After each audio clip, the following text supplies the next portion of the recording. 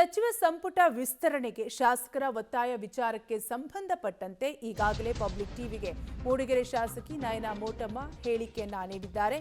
ಹೌದು, ಪತ್ರ ಬರೆದಿರುವುದು ಸತ್ಯ. ನಾನು ಕೂಡ ಸಚಿವ ಸ್ಥಾನದ ಆಕಾಂಕ್ಷಿಯಾಗಿದ್ದೇನೆ.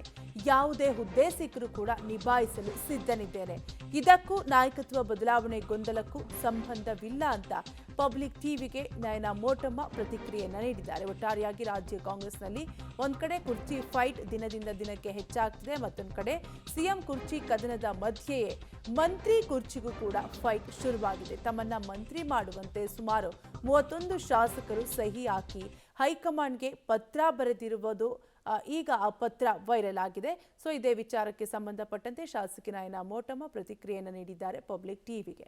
ರಾಜಕಾರಣದಲ್ಲಿ ನಾಯಕತ್ವ ಬದಲಾವಣೆಯ ಚರ್ಚೆಯ ಬೆನ್ನಲ್ಲೇ ಇದೀಗ ಸಚಿವ ಸಂಪುಟ ವಿಸ್ತರಣೆ ಸೇರಿದಂತೆ ಹೊಸ ಶಾಸಕರು ಕೂಡ ಸಚಿವ ಸ್ಥಾನಕ್ಕೆ ಬೇಡಿಕೆ ಇಟ್ಟು ಈಗಾಗಲೇ ಹೈಕಮಾಂಡ್ಗೆ ಪತ್ರ ಕೂಡ ಬರೆದಿರುವಂಥದ್ದು. ಈ ಬಗ್ಗೆ ಮಾತನಾಡೋದಕ್ಕೆ ಮೂಡಿಗೆರೆ ಶಾಸಕಿ ನಯನಾ ಮೋಟಮ್ಮ ಅವರು ಕೂಡ ನಮ್ಮ ಜೊತೆ ಇದ್ದಾರೆ. ಅವರನ್ನು ಸಹ ಮಾತಾಡ್ಸೋಣ. ಮೇಡಮ್ ನಮಸ್ತೆ.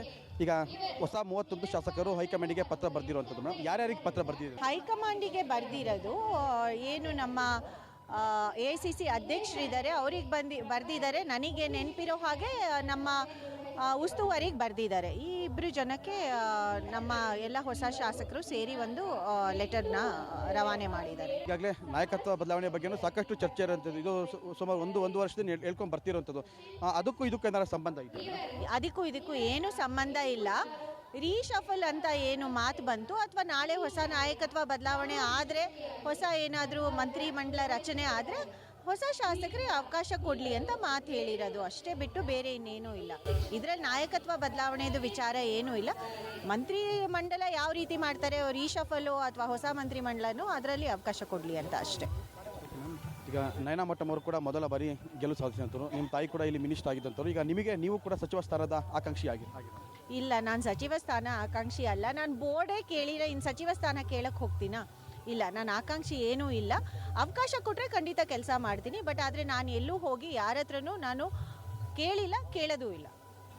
ಮೇಡಮ್, ಈಗಾಗಲೇ ಸಾಕಷ್ಟು ಹಿರಿಯ ಸಚಿವರು ಇರುವಂಥದ್ದು.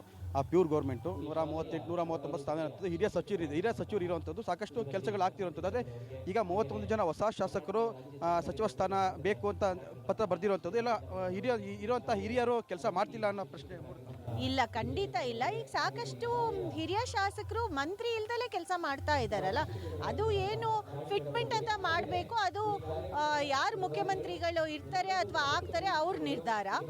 ಆಮೇಲೆ ಹೈಕಮಾಂಡ್ ಜೊತೆ, ವರಿಷ್ಠರ ಜೊತೆ ಡಿಸೈಡ್ ಮಾಡುವಂಥದ್ದು. ಅದು ಸೀನಿಯರ್ಸ್ ಕೆಲಸ ಮಾಡ್ತಿಲ್ಲ ಅಂತ ಅಲ್ಲ, ಬಟ್ ಶಾಸಕರಿಗೆ, ಹೊಸ ಶಾಸಕರಿಗೆ ಅವಕಾಶ ಕೊಟ್ಟರೆ ಅನುಭವ ಸಿಗುತ್ತೆ ಅಂತ ಒಂದೇ ಕಾರಣಕ್ಕೆ, ಮುಂದಿನ ಭವಿಷ್ಯಕ್ಕೆ ಅದು ಒಳ್ಳೇದಾಗುತ್ತೆ ಅಂತ ಕಾರಣಕ್ಕೆ ಎಲ್ಲರೂ ಅದನ್ನು ಕೇಳ್ತಾ ಇರೋದು. ಏನು ಎಲ್ಲ ಕೊಡಿ ಅಂತ ಹೇಳ್ತಾ ಇಲ್ಲ ಅಲ್ಲ, ಏನೋ ಒಂದು 2-3 ಜನ ಕೊಡಿ ಅಂತ ಹೇಳ್ತಾ ಇರೋದು ಅಷ್ಟೇ. ನಾನು ಸೈನ್ ಮಾಡಿದ್ದೀನಿ, ಅಫ್ಕೋರ್ಸ್ ನಾನು ಸೈನ್ ಮಾಡಿದ್ದೀನಿ. ಪ್ರತಿಯೊಬ್ಬರಿಗೂ ಕೂಡ ಸಚಿವ ಸ್ಥಾನದ ಸಿಗುತ್ತೆ ಅಂತ ಅಂದಾಗ ಒಂದು ನನಗೆ ಇಂಥ ಒಂದು ಪೋರ್ಟ್ಫೋಲಿಯೋ ಸಿಕ್ಕರೆ ನಾನು ಸ್ವಲ್ಪ ಏನೋ ಕೆಲಸ ಮಾಡ್ಬೋದು, ಆ ಕ್ಷೇತ್ರದಲ್ಲಿ ಏನೋ ಸಾಧನೆ ಮಾಡ್ಬೋದು ಅಂತ ಅನ್ಸೋಂಥದ್ದು. ಒಂದು ವೇಳೆ ನಯನಾ ಮೋಟಮ್ಮ ಅವರಿಗೆ ಈಗ ಪತ್ರ ಬರೆದಿರೋಂಗೆ ನಯನಾ ಮೋಟಮ್ಮ ಅವರಿಗೆ ಏನಾರ ಆ ರೀತಿ ಅವಕಾಶ ಬಂದರೆ ನಿಮಗೆ ಯಾವುದು ನಿಮ್ಮ ಮನಸ್ಸಲ್ಲಿರುವಂಥದ್ದು? ಒಂದು ವೇಳೆ ಏನಾದರೂ ಆ ಥರ ಕನ್ಸಿಡರೇಷನ್ ಸಿಕ್ಕಿದ್ರೆ ಮುಂದಿನ ದಿನಗಳಲ್ಲಿ ಶಿಕ್ಷಣ ಇಲಾಖೆ ಆ ವಿಚಾರದಲ್ಲಿ ನನಗೆ ಸಾಕಷ್ಟು ಆಸಕ್ತಿ ಇದೆ. ಆ ಒಂದು ಇಲಾಖೆಯಲ್ಲಿ ಕೆಲಸ ಮಾಡಲಿಕ್ಕೆ ಇಷ್ಟಪಡ್ತೀನಿ. Thank you. ಇದು ಮೂಡಿಗೆರೆ ಶಾಸಕಿ ನಯನಾ ಮೋಟಮ್ಮ ಅವರ ಮಾತಾಗಿರುವಂಥದ್ದು. ಈಗಾಗಲೇ ಅಂದರೆ ಇರುವಂಥ ಸೀನಿಯರ್ ಸಚಿವರು ಏನಿದ್ದಾರೆ ಅವರು ಕೆಲಸ ಮಾಡ್ತಿಲ್ಲ ಅಂತಲ್ಲ, ಆದರೆ ಹೊಸ ಶಾಸಕರಿಗೆ ಹೊಸ ಜವಾಬ್ದಾರಿಯನ್ನು ಕೊಟ್ಟರೆ ಮುಂದಿನ ದಿನಗಳಲ್ಲಿ ಮತ್ತಷ್ಟು ರಾಜ್ಯ ಅಭಿವೃದ್ಧಿ ಆಗುತ್ತೆ ಅನ್ನೋ ನಿಟ್ಟಿನಲ್ಲಿ ಈಗಾಗಲೇ 31 ಜನ ಹೈಕಮಾಂಡ್ಗೆ ಪತ್ರ ಬರೆದಿರೋದು ಸತ್ಯ ಅಂತ ಈಗಾಗಲೇ ನಯನಾ ಮೋಟಮ್ಮ ಅವರು ಕೂಡ ಹೇಳಿರುವಂಥದ್ದು.